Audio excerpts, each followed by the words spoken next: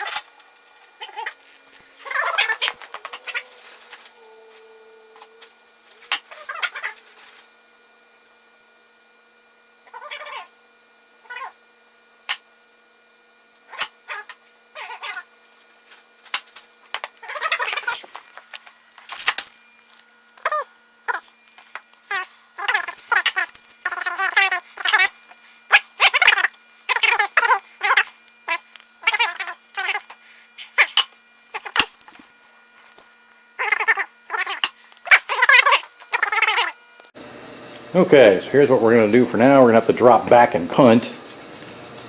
I just took those bolts out of there that are obviously wrong. And we'll have to get bolts that fit. And we'll have to check the holes to make sure we didn't screw them up. But meanwhile, our heater hose routing looks pretty good. I mean, this is the original heater hose that we talked about using off of the Holden Commodore. And you know, one of the problems with this fit, and they told me about it at Renegade Hybrids, is those two heater hose fittings would be much better if they were 90 degrees or 45 degrees or something like that, because they kind of point right at the frame rail. So, but we should be able to make this work. And I did manage to squeeze them onto the heater core back here. They need a little trim and adjustment, but that will be a situation that should work. And there's a shot in the back there. Seem to have a lot of room up in here, but the head is actually on that side. Looks like it's actually touching the plate for the master cylinder. This flashlight here. See if our brake lines are touching anything. I mean, as long as we have it in here, we might as well look to be sure.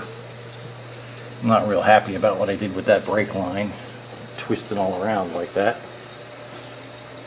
Well, since I got to take it out again, I guess we can think of something else. Steering shaft's not in it now. One thing is the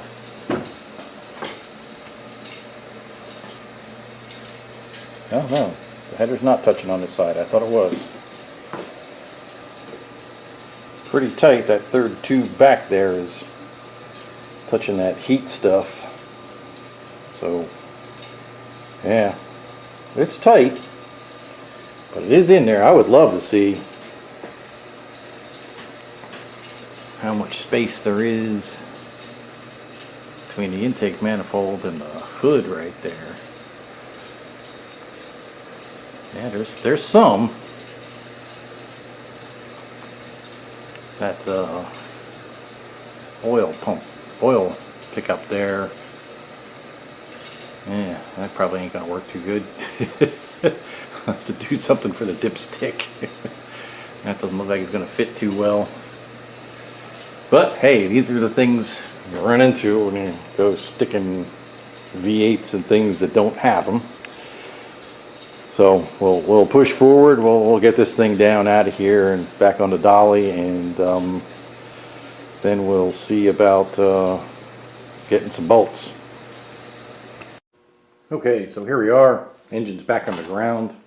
Well, back on the furniture dolly there. Even though we couldn't actually bolt it in, we had it up in there far enough that we could actually check a few things. One is the heater hose placement. That actually has to be in probably about another inch or so.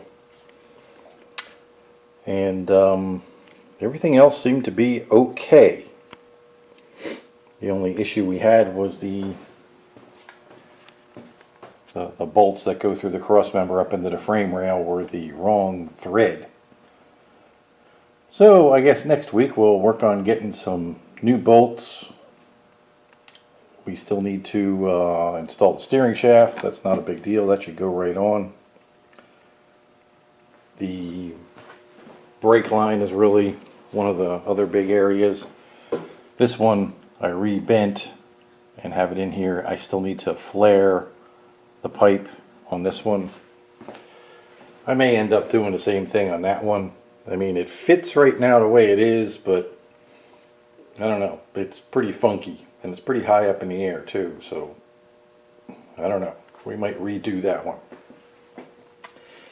The other thing we need to figure out, I can't see too well with the heater hose in the way here, is what we're going to do with the hole here It's about well,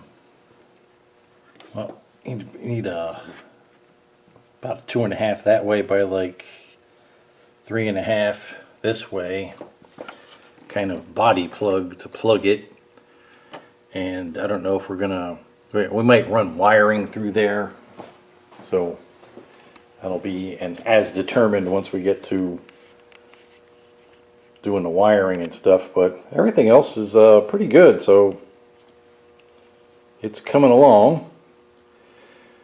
We'll have to get back in here and finish up all that stuff, then we'll be ready to move on with installing the engine permanently.